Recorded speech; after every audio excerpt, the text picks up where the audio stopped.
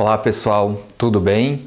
Eu sou o professor Antony Tessari, sejam bem-vindos a mais um encontro da disciplina Fontes e Acervos no Ensino de História.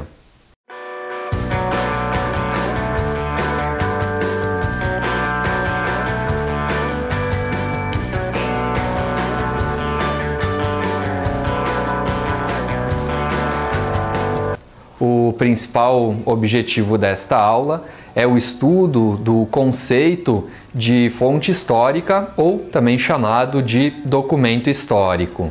Nós trabalharemos nesta aula com um texto de referência extraído deste livro, O Historiador e Suas Fontes, da Carla Bassanese Pinsky e da Tânia Regina de Luca. O capítulo em questão foi escrito pelos historiadores Leandro Carnal e Flávia Tatti e tem por título A Memória Evanescente. O Leandro Carnal certamente é conhecido de muitas e muitos de vocês devido à grande exposição que ele tem na mídia. Ele é doutor em História pela USP e atua na mesma área como docente da Unicamp.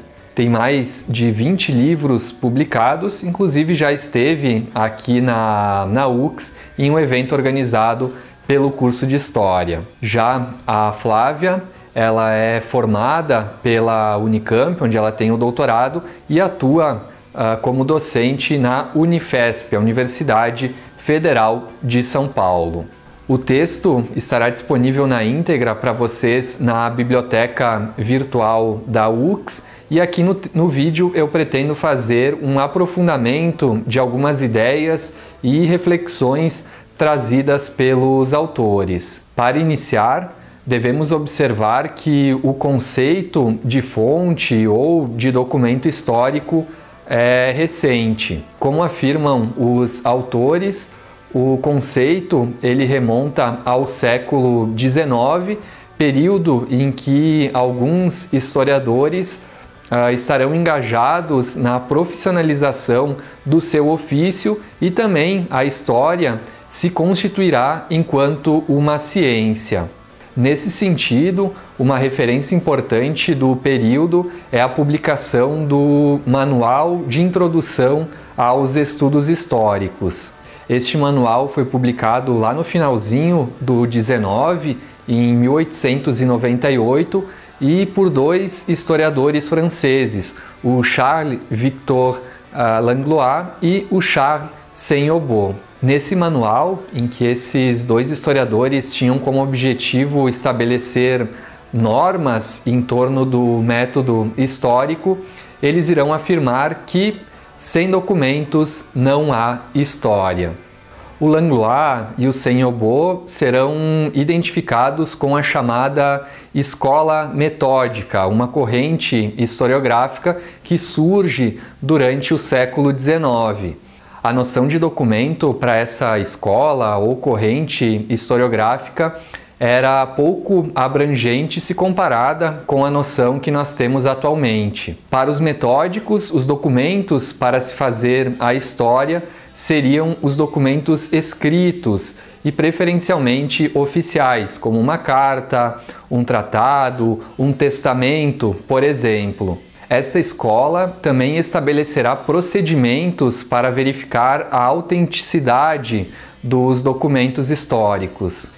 E muitas maneiras de se verificar a autenticidade serão buscadas naquelas que foram consideradas, naquele momento, de ciências auxiliares da história. Será o caso, por exemplo, da diplomática e da paleografia, ciências que estudam, em resumo, as formas e as partes constitutivas do documento e da escrita, para que se possa, então, verificar a autenticidade ou a originalidade de um determinado documento. E o procedimento dos historiadores metódicos em busca da autenticidade, aqui de forma resumida, era fazer uma crítica interna e uma crítica externa dos documentos. Eles buscavam dados como origem, data, autoria dos documentos e também realizavam uma investigação sobre a linguagem e o estilo de escrita de uma determinada época.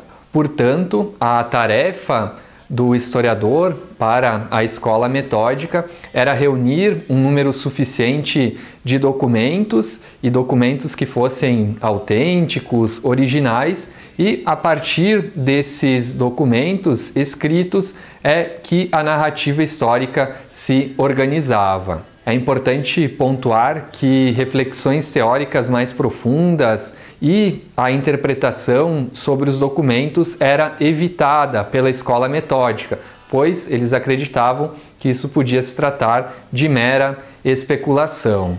Bom, essa corrente historiográfica da escola metódica sofrerá algumas críticas a partir dos anos 20 por uma nova geração de historiadores. Nesse período surgirá a corrente historiográfica da Escola dos Análises, assim chamada em razão do título da revista científica que os historiadores dessa geração utilizavam para a produção, a publicação dos seus trabalhos. A revista, aqui em tradução do francês, era Revistas dos Anais, ou Análises, de História Econômica e Social.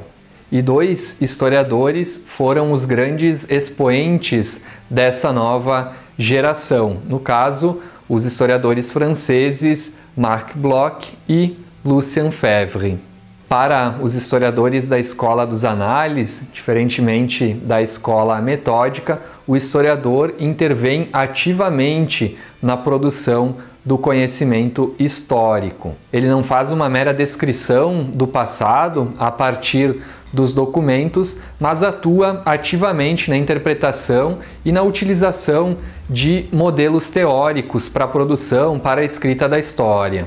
Outra diferença é que os historiadores devem se preocupar com questões contemporâneas quando estão estudando o passado.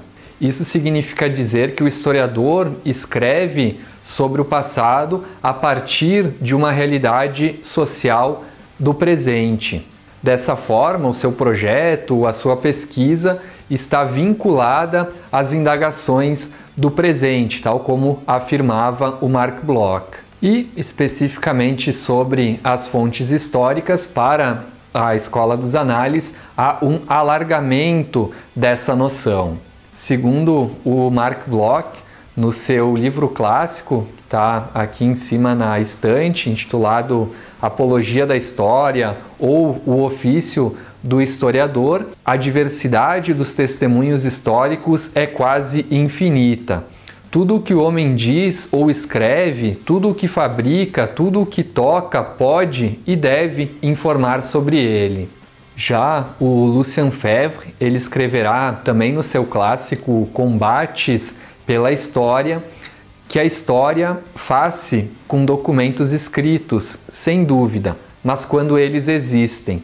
Ela também pode fazer-se e deve fazer-se sem documentos escritos, quando eles não existem.